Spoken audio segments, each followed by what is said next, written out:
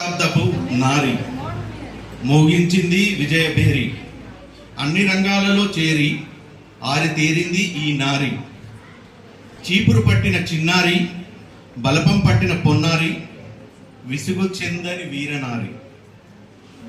Cinema స్టెప్పుల సొగసరి, అందంలో విశ్వసుందరి, స్టెతస్కోపు పట్టినటువంటి గడసరి, రాజకీయం ఒక లాటరీ. యాక్టర్, డాక్టర్, లాయర్, వంటలో, పంటలో, జంటలో, వరిలో అయినా బరిలో అయినా ఆడని ఈడని లేదు ఈసారి అంతరిక్ష విహారీ. అన్నింటిలో ఈ చెంగు, చెంగు చెంగుమంటూ దూసుకెళుతుంది ఈ కొంగు. ఆడని అందుకే 21వ శతకం ఈ నారీదే విజయభేరి, ఈ నారీదే విజయభేరి. Big applause.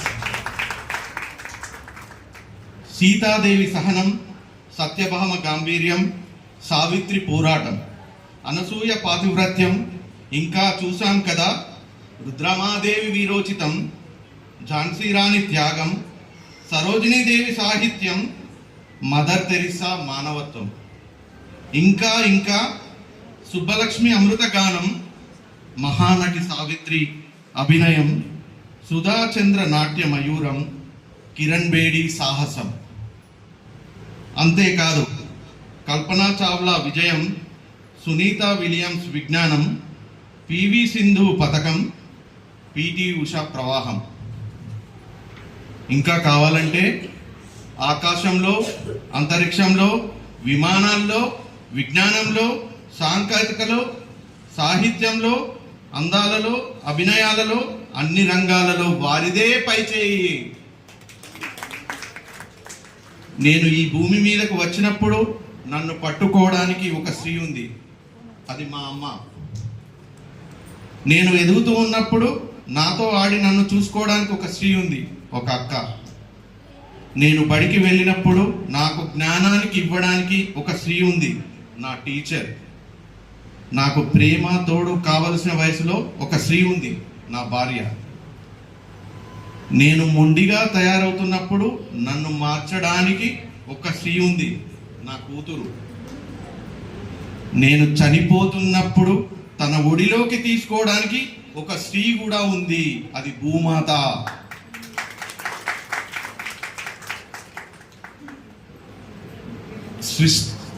అనుకుంటాము స్త్రీకి విలువ ఉందో లేదో. స్త్రీకి విలువ ఉంది కాబట్టే మొత్తం ప్రకృతి ప్రతి విషయాన్ని కూడా స్త్రీతో పోలిస్తాం. ప్రకృతిని స్త్రీగా పోలిస్తాం, ప్రకృతిని అమ్మవారిగా పోలుస్తాం, శక్తిని అమ్మవారిగా పోలుస్తాము. జ్ఞానాన్ని బోధించేటువంటి, జ్ఞానానికి కారకురాలైనటువంటి దేవత కూడా, సరస్వతి కూడా అమ్మవారే. ధనం కూడా అమ్మవారే. సో ఎక్కడ లేదు అమ్మవారు, ఎక్కడ లేదు స్త్రీ జాతి. స్త్రీ జాతి ఉంది కాబట్టే పురుషుడు మనుగడవుతున్నాడు. స్త్రీ లేదా పురుషుడు లేడు. కాబట్టి సృష్టిలో స్త్రీకి ఉండే స్థానము, మన దగ్గర కూడా ఇవ్వాల్సిన స్థానము ఎప్పుడు స్త్రీకి ఉన్నతమైన స్థానం.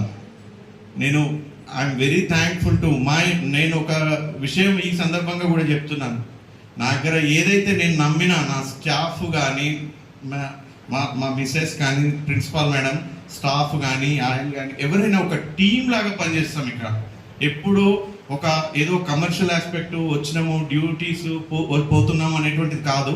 ఒక టీం లాగా పనిచేసి ఒక వ్యవస్థను, ఒక మంచి వ్యవస్థను ఇవ్వాలి అన్నట్టు. ఇంతకుముందు అక్కయ్య చెప్పినట్టు మనం ఒక నలుగురిని మంచి పిల్లల్ని తయారు చేస్తే, ఒక సమాజానికి అందించేటువంటి పిల్లలు, ఒక మంచి పిల్లలు, వాళ్ళకి ఎడ్యుకేషన్తో పాటు క్యారెక్టర్ బిల్డింగ్, భగవద్గీత శ్లోకాసు, culture, patriotic feeling, developmental activities, ప్రతి పార్టిసిపేషను, ప్రతి ఒక్కరిని గౌరవించేటువంటి మైండ్ సెట్ను మనం ఇస్తూ పోతుంటే, అటువంటి ఇన్పుట్స్ను మీరు లక్షలు పెట్టినా దొరకదు ఈరోజు సమాజంలో.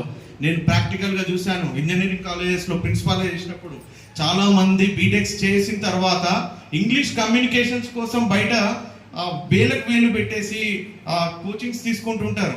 అదొక్కటే కాదు, వాళ్ళకి ఫోబియా ఉంటుంది. ముందుకు వచ్చి రెండు మాట్లాడాలంటే మాట్లాడలేరు, ఒక ఎగ్జామినేషన్ ఫేస్ చేయలేరు, ఒక ఇంటర్వ్యూని ఫేస్